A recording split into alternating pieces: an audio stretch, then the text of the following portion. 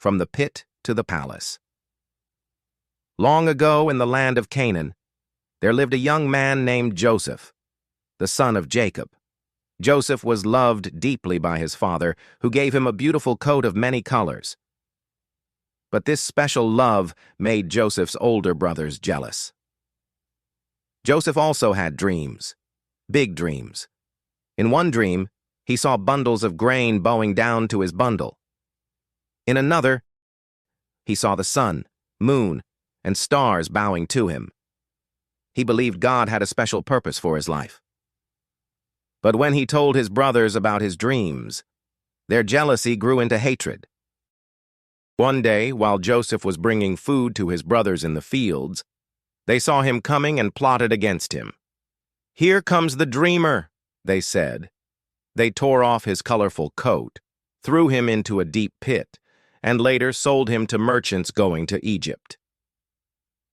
Joseph was taken far from home, away from his father, and sold as a slave in a foreign land. It seemed like all his dreams had come to nothing. But Joseph never gave up.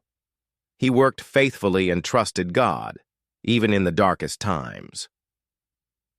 In Egypt, Joseph served a man named Potiphar and quickly rose to a position of leadership in his household.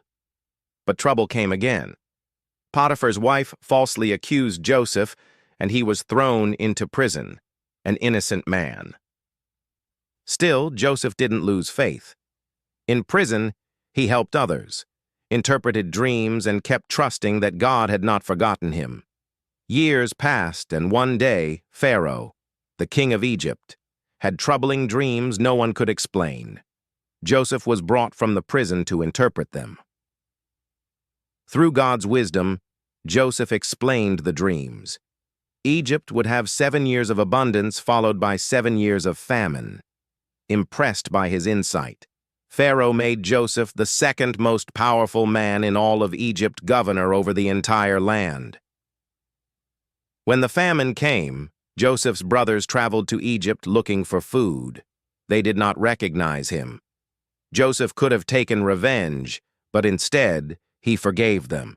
With tears in his eyes, he said, "You meant evil against me, but God meant it for good."